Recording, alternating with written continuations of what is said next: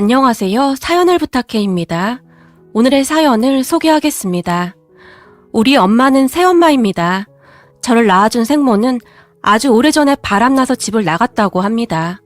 할머니 말로는 제가 있었기에 아빠가 엄마에게 그토록 매달렸다고 했어요. 하지만 제 생모는 뒤도 돌아보지 않고 집을 나가버렸다고 합니다. 그렇게 저는 아빠와 둘이 살았는데 아빠와 제가 힘들게 살았음에도 할머니, 할아버지는 우리 부녀를 조금도 신경 쓰지 않았어요. 우선 우리 친가를 소개하자면 할머니, 할아버지와 첫째 큰아버지 부부, 그리고 둘째 큰아버지 부부와 그분들의 자녀들, 그러니까 제 사촌들이 있습니다. 첫째 큰아버지는 꽤 유명한 회사에 다니고 있었는데 그곳에서 직급이 꽤 높았던 것으로 기억이 납니다. 둘째 큰아버지는 대학 교수였어요. 둘째 큰아버지는 어릴 때부터 공부를 워낙 잘했다고 하는데 할아버지는 그런 둘째 큰아버지를 그렇게 아꼈다고 합니다. 본가가 큰 부자는 아니었지만 그렇다고 형편이 어렵진 않았기에 둘째 큰아버지를 유학까지 보내면서 뒷바라지를 할 정도로 정말 많이 아꼈다고 했어요. 그리고 우리 아빠는 큰아버지들처럼 공부를 잘하지 못했다고 하는데 그런 아빠를 할아버지가 그렇게 못마땅하게 생각했기에 할아버지는 우리 아빠를 그냥 없는 사람 취급을 할 정도였답니다. 거기다 지방대를 졸업하고 몇 년 뒤 결혼할 나이가 돼서 친모를 데리고 본가에 찾아왔고 그런 아빠를 보며 할아버지의 분노가 하늘을 찔렀다고 했어요. 그렇게 아빠는 제 생모와 결혼식도 제대로 하지 못한 채 혼인신고만 하고 살았다고 하는데 그 뒤에도 할머니, 할아버지는 제 생모를 그저 유령 취급했다고 하네요. 그 뒤 얼마 후에 제가 태어났지만 생모가 대학을 나오지 못했다는 이유로 아빠 본가 사람들의 끊임없는 막말과 함께 대화에도 끼워주지 않을 정도였다는데요. 특히나 교수 부인이었던 둘째 큰엄마가 우리 엄마를 사람 취급도 안 했다고 하네요. 그리고 그러한 생활 속에 생모는 하루하루 지쳐갔다고 하는데 어느 날 아르바이트로 일하던 카페 사장과 눈이 맞았고 생모는 하루가 멀다 하고 아빠에게 이혼을 해달라고 졸랐다고 했어요. 그러다 결국 아빠가 이혼을 해줬다는데 친모는 제 얼굴 한번 들여다보지 않고 그렇게 가버렸다고 하네요. 물론 바람이 나서 집을 나가긴 했지만 저는 그런 친모를 원망하거나 하진 않습니다. 그 뒤 아빠는 홀로 저를 키우고 있었고 본가 사람들은 그런 아빠에게 더욱 함부로 했다는데 뼈대 있는 우리 집안에 너 같은 것이 어떻게 나왔는지 모르겠다. 어디서 근본도 없는 것을 데리고 와서 애까지 쳐놨더니 결국 바람나서 집을 나갔어? 할아버지가 아빠에게 입에 담을 수도 없는 막말을 했답니다. 그렇게 시간이 지났고 아빠는 우연히 갔던 미용실에서 새엄마를 만났어요. 저는 단 한 번도 우리 엄마를 새엄마라고 생각한 적이 없었기에 글을 작성할 때는 엄마라는 호칭을 사용하겠습니다. 엄마는 미용사였고 아빠의 머리를 자주 손질해줬다는데요. 엄마도 남편이 바람나서 이혼한 뒤 딸 둘을 홀로 키우고 있었으니 서로 신세한탄을 하다가 점점 가까워졌다고 합니다. 그렇게 한 몇 년 동안을 계속 만나오다가 결국 두 분이 결혼하기로 했고 본가에 인사는 드려야 했으니 아빠가 엄마를 데리고 할머니, 할아버지를 찾아갔다는데요. 그런 엄마 아빠를 보며 할머니, 할아버지가 기겁을 했고 내 눈에 흙이 들어가기 전에는 절대 허락 못한다. 한 번 그랬으면 된 거지. 어디서 또 근본도 없고 거기다 애비가 누군지도 모르는 애까지 딸린 여자랑 재혼을 한다는 거냐? 네 놈이 집안 망신시키려고 아주 작정을 했구나. 할아버지가 고래고래 소리를 질렀답니다. 아버지, 그게 무슨 상관이에요. 저한테도 딸이 있잖아요. 근데 그게 무슨 문제냐고요. 라며 할아버지에게 말했지만 우리 집안에 너만 없으면 아무 문제도 없어. 항상 네가 문제야. 넌 어떻게 된 게 항상 집안을 쑥대밭으로 만들어 놓을 수가 있는 거냐? 그때 그냥 널 낳지 말았어야 했어. 라며 할아버지가 그만 넘지 말아야 할 선을 넘어버렸고 그런 할아버지를 보며 아빠가 알겠습니다. 우리가 그렇게 싫다고 하니 우리도 이제 본가랑 인연 끊고 살겠습니다. 라고 씩씩거리며 엄마 손을 붙들고 나와버렸답니다. 그 뒤 아빠와 엄마는 조촐하게 결혼식을 올렸어요. 결혼식을 올리기 며칠 전 외할아버지가 우리 본가 주소를 물어봐서 외할아버지 홀로 본가를 찾아왔었다는데요. 그런 외할아버지를 보며 우린 그런 자식 없으니까 결혼을 하든지 말든지 알아서 하쇼. 우리 집안이 어떤 집안인 줄 알기나 하고 그런 말을 하는 거요? 결혼? 기가 막혀서 여기가 어디라고 사돈 맺자고 찾아와. 진짜 기가 막혀서 말이 안 나오네. 라며 외할아버지를 그냥 돌려보냈다고 합니다. 그때 당시 외할아버지가 큰 충격을 받았다는데 우리 외가는 제주도에 있었거든요. 그러니까 외할아버지가 비행기까지 타고 그곳까지 가서 물어물어 본가에 도착을 했다는데 그런 외할아버지에게 물 한 잔 주지 않고 서 있던 그대로 바로 내쫓아버렸답니다.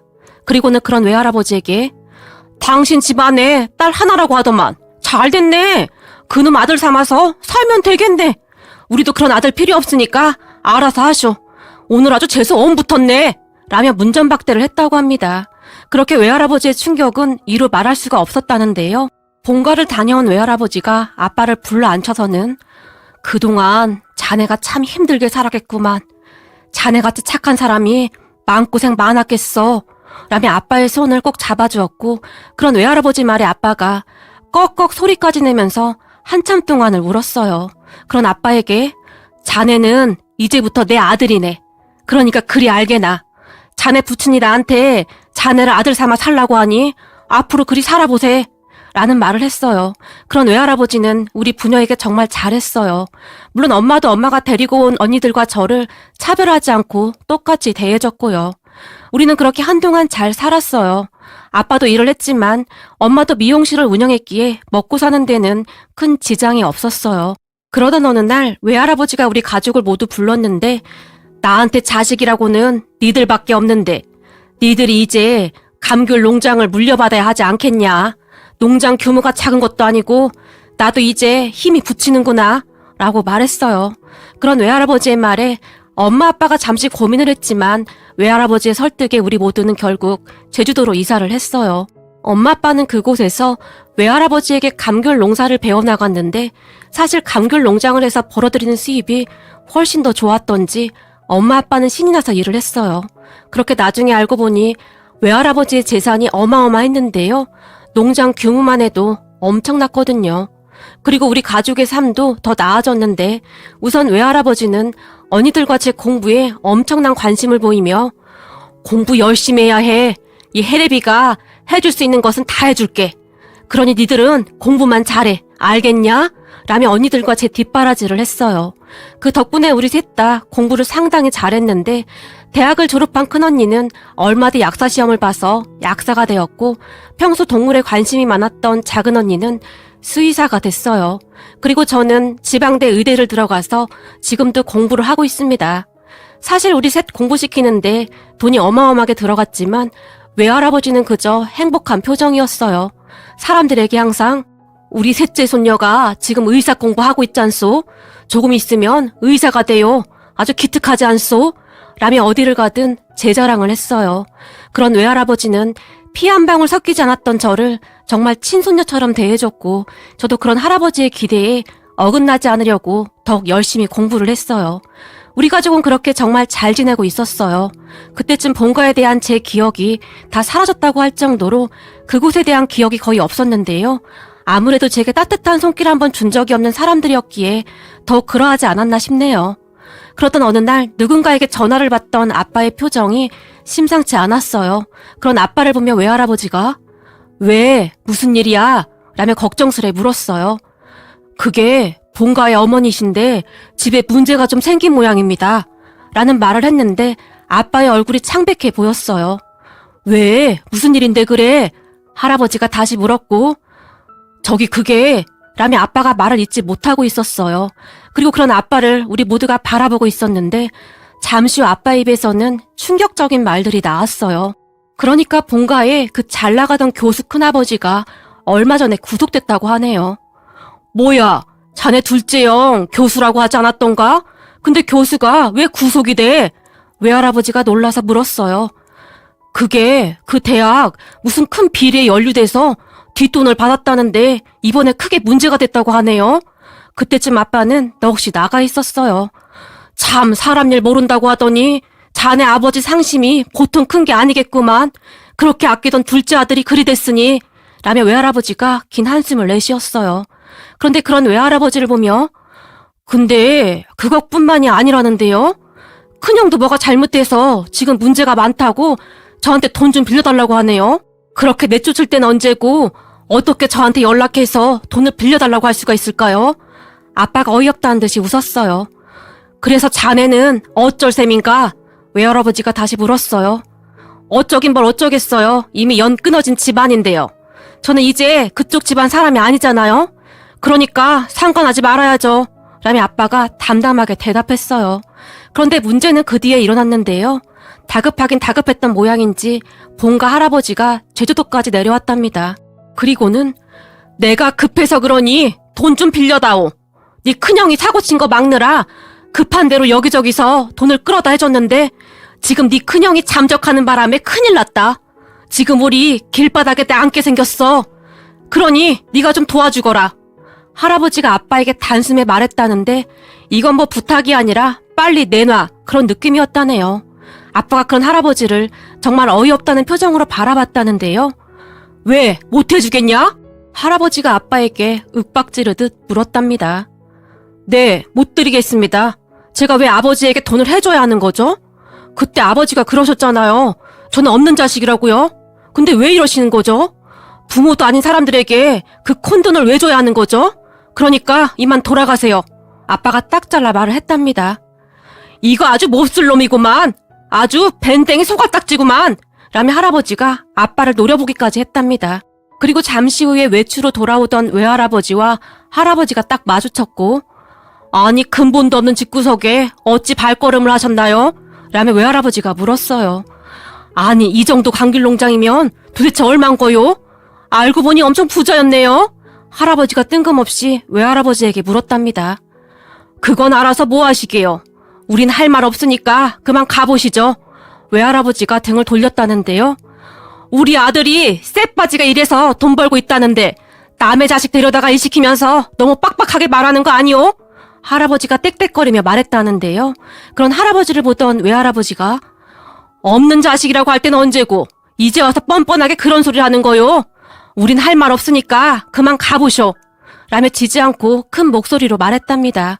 그리고 옆에 있던 아빠도 영 끊은 지 오래됐는데 왜 이러시는 거예요? 먼저 영 끊자고 말한 건 제가 아니라 아버지잖아요. 야 이놈아, 그게 지금 오랜만에 본 애비한테 할 소리냐? 할아버지가 버럭했답니다. 우리 아버지요? 우리 아버지는 저기 계신데요? 라며 아빠가 외할아버지를 바라봤고 그런 아빠의 말에 외할아버지 얼굴이 순간 밝아졌다고 합니다. 이런 정신이 쑥 둘러빠진 놈아. 널 낳아준 건 우리인데 어째서 저 영감 보고 아버지래? 모르겠고 우리 아버지는 저기 계시니까 그만 가보시죠. 우린 지금 바빠서요. 오늘 오랜만에 우리 딸들이 다 온다고 해서 딸들 데리러 가야 해서요. 라고 말한 아빠가 외할아버지 곁으로 다가가서는 아버지, 오늘 우리 딸들 오는데 맛있는 거 먹으러 가야죠. 우리 아버지 덕분에 애들이 어찌나 잘 컸는지 밥을 안 먹어도 배가 부르네요. 아빠가 큰 목소리로 말을 했다는데요. 그러게 말이다. 약사손녀, 의사손녀, 수의사손녀 온다고 하는데 빨리 준비하자꾸나.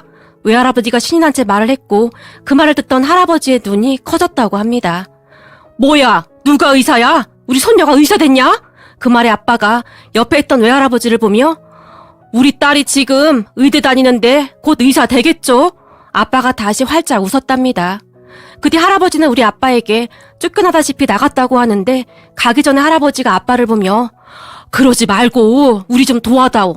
내가 없는 살림에 비행기까지 타고 왔는데 우리 진짜 거리에 나앉게 생겼다. 그러니까 네가 좀 도와다오. 할아버지가 애원했다고 하지만 그때 우리 장인어른이 어렵게 찾아갔을 때 그렇게 모질게 했다면서요? 우리 장인어른이 지금 소금 안 뿌린 걸 감사히 생각하고 그만 가세요. 아빠가 할아버지를 매몰차게 내쫓아버렸답니다. 그리고 그렇게 쫓겨난 할아버지가 혼비백산했다는데 그렇게 집안이 하루아침에 폭삭 망했다고 하네요.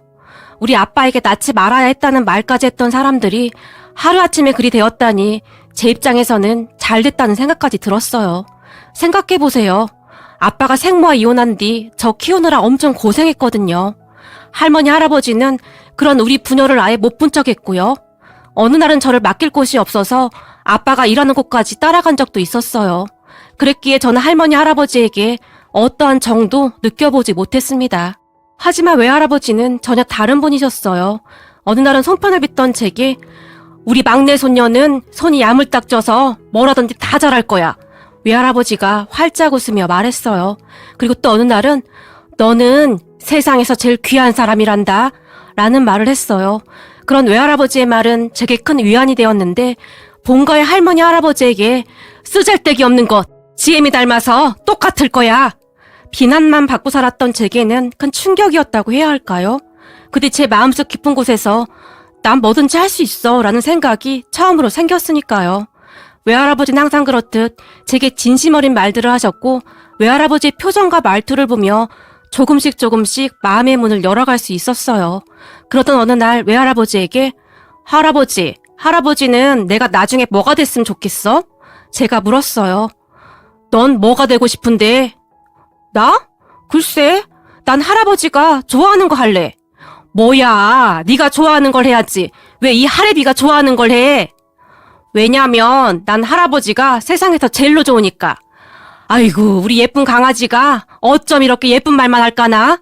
이 할애비는 우리 이쁜이가 의사 되면 좋겠다. 훌륭한 의사가 돼서 아픈 사람들 고쳐주면 좋겠어. 라며 외할아버지가 큰 소리로 웃었어요. 알았어. 그럼 나 의사 될게. 진짜? 그럼 이 할애비가 밥을 안 먹어도 배부르지. 힘들게 사는 사람들 도와주는 그런 의사가 되렴. 막 돈만 버는 의사가 아니라 힘든 사람들 도와주는 그런 의사 말이야. 외할아버지는 제게 항상 그러한 당부를 하곤 했어요. 그리고 제가 의대에 가게 된 것은 단지 그 이유에서였어요. 우리 외할아버지가 원했던 것이었으니까요. 그리고 그런 외할아버지의 가치관은 제 마음속 깊이 자리 잡게 되었고 외할아버지가 말하던 그런 마음 따뜻한 의사가 되기 위해 노력하고 있어요. 우리 외할아버지는 항상 돈보다 더 중요한 건 사람이라고 했으니까요. 그뒤 한참 후에 본가의 소식을 들었는데 정말 힘들게 산다고 하더라고요. 그 소식을 들은 외할아버지가 그래도 자네를 낳아준 부모인데 자네 맘 불편하면 이라고 말을 하고 있었는데 그 말을 듣던 아빠가 아닙니다. 불편할 것도 없습니다. 이게 말이죠. 돈이 없어서 우리 부녀를 모른 척했다면 저도 이해했을 겁니다. 그런데 말이죠. 제 친부모 형제가 맞을까 싶을 정도로 매몰찼어요.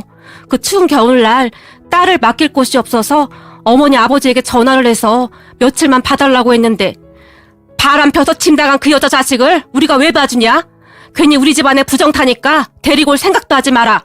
라고 한 사람들입니다. 제가 그때 우리 딸을 안고 출근을 하는데 말입니다. 어찌나 서럽던지 눈에서 눈물이 멈추지 않았어요. 그랬던 사람들한테 제가 정이 남아있겠습니까? 저는 관심도 없습니다. 그러니까 신경 안 쓰셔도 됩니다. 라며 단호하게 말했어요. 그런 아빠의 말을 들으며 친부모 친형제가 어쩌면 그럴 수가 있을까 여전히 이해가 되질 않는데요. 그 힘든 시절 아빠와 제게 조금만 베풀었다면 아빠가 저리도 매몰차게 하진 않았을 텐데 하는 생각이 들어서 마음이 아팠어요. 하지만 결국 그것도 그들의 몫이 아닐까 하는 생각이 드네요. 그리고 우리 가족은 현재 행복하게 잘 살고 있어요. 우리 외할아버지가 항상 건강하셔서 오래오래 우리 곁에 계셔주셨으면 좋겠습니다. 그리고 우리 엄마한테도 감사한 마음뿐입니다. 제가 사춘기 때 우리 엄마를 힘들게 했었는데 우리 엄마가 그런 저를 끌어안고 어찌나 눈물을 흘렸는지 모른답니다. 엄마, 내가 엄마 힘들게 한 거 정말 미안했어. 앞으로는 내가 다 갚으며 살게. 세상에서 제일 사랑하는 우리 외할아버지, 우리 엄마 항상 건강해야 해. 오늘의 사연은 여기까지였습니다. 즐겁게 보셨다면 구독, 좋아요 부탁드립니다.